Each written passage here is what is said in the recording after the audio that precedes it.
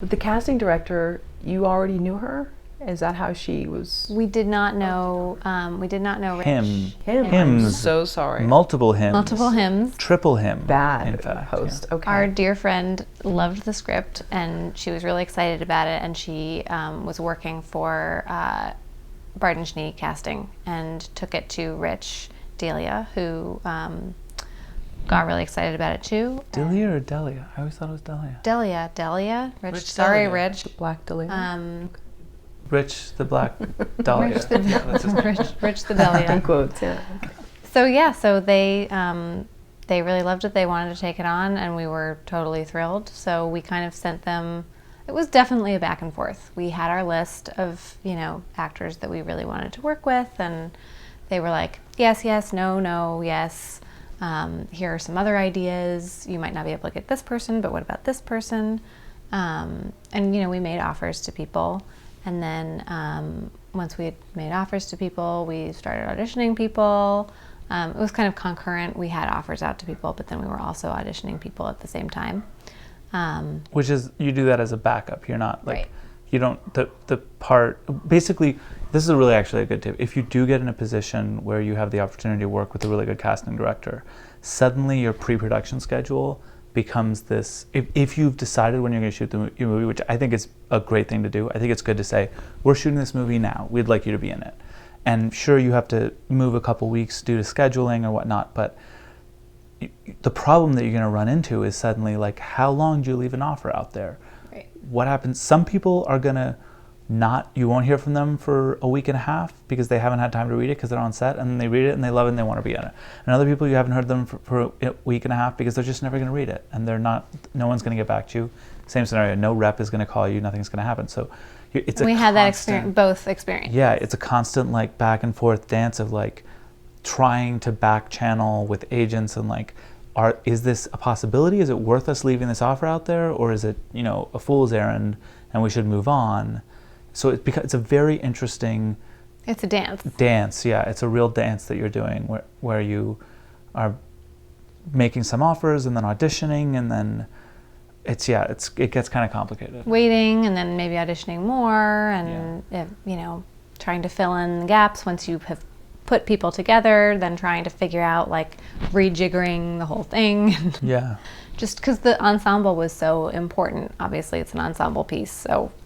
And it was vital that you people. believe that these people would all be friends, which, we had some really wonderful people that we loved and that we so wanted to cast, but they just felt like a little bit younger than everyone else, or a little bit older than just everyone not else. believable as friends, or not believable yeah. as a couple. Yeah. But yeah, I think we got lucky.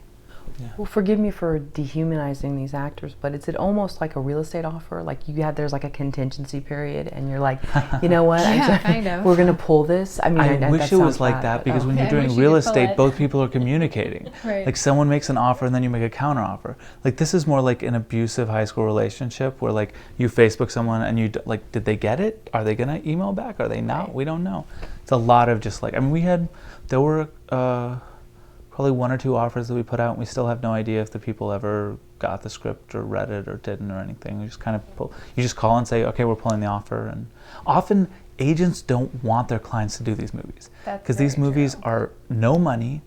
They have the potential to be helpful. Like I think sometimes an actor has a better sense of what will help their career than their agent does, because their agent is thinking in a very specific kind of marketable way, like in terms of market share, like they're doing this, which can get us this, which can get us here, and then they're making a lot of money, and they're on a TV show, or they're, they have the second lead in a big movie, and it becomes the first lead. But sometimes actors know that they have abilities that an agent has no idea about or doesn't care about. It's not their job. They want to get out of the hole that they have been put in, or the the typecast.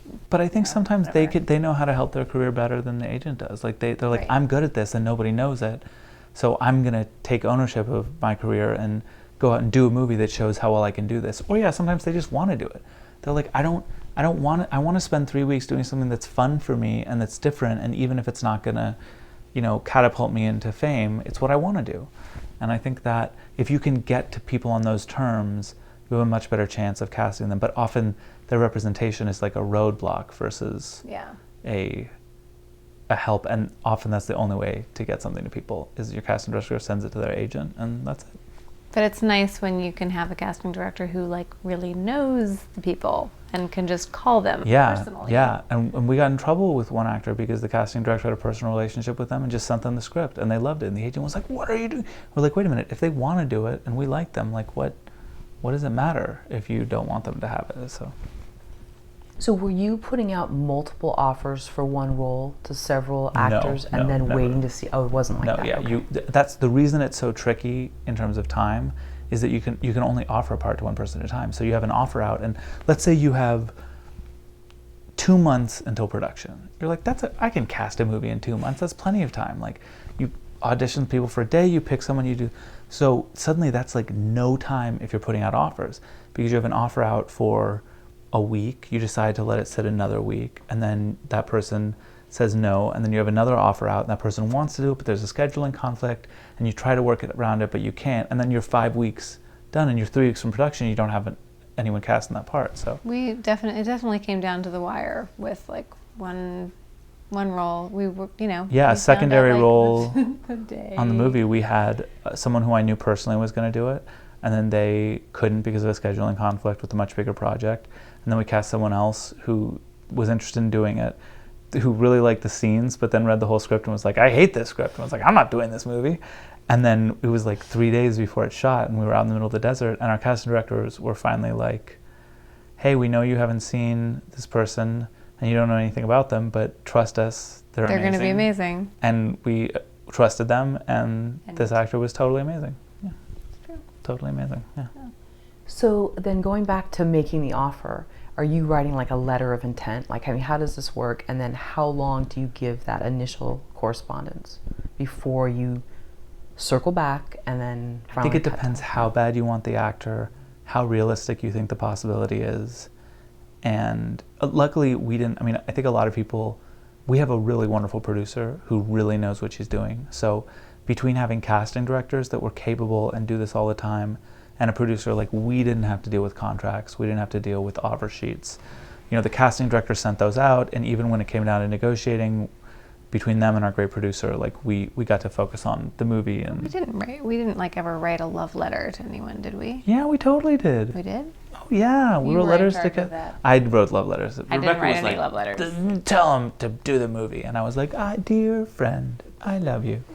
Yeah, I would write letters to people and talk about why I thought they'd be great for the movie, and we did do that together. Totally blanking. I don't have much of a mind since my child was born. Yeah, we have a 3-month-old baby. She's got baby brain. Yeah. We did. We would. I think that's really important to do, because especially if, first, our producer wrote something that's coming out in a couple of days, and the first thing she says in it is, if you want to make a small movie, have a great script. Like, don't go in with anything but a great script. It's so damn hard. You have to have one. And I think part of a great script is something that is great for actors. Like, write something that an actor wants to do. Like, it's so simple. Like, give them something different and interesting and fun to do, and something that they feel will support their best work instead of make it harder for them to do their best work. And then if you do that, then if you think of a certain actor and you're like, I think we both think of ourselves as pretty good talent. Not talent is the wrong word, but we're good at seeing what people have in them. We're good, like, scouts. We're good baseball scouts. And so we could say to people, we've watched your career and we think that you have this thing in you. And in a number of cases in the movie, we were casting people against type. Like, even Jason Ritter does a bunch of indie movies and is so wonderful all the time. And he doesn't play the nicest guy in our movie. Like, he has a little bit of an edge to him in a way that he doesn't always get to play. And I think he said, he was like, one of the reasons I wanted to do this was to get to do that. And we knew that he's a great actor and he could do it. So there was a lot of that for us. And part of the way that you explain that to people is to write them a letter and say, I know that you can do this. And also, I think, especially with first-time directors like us, you can give people a window into the way that you work. Remember? Don't you remember we did that one with the letters? Yeah. We're kind of like, this is the way we work. We are not like Das Boot directors, like, I just sign and sign and sign and zut. But Germans are nice people too. I love Germans. Yeah, we're much more open and wanting to talk about things, and I think that appealed.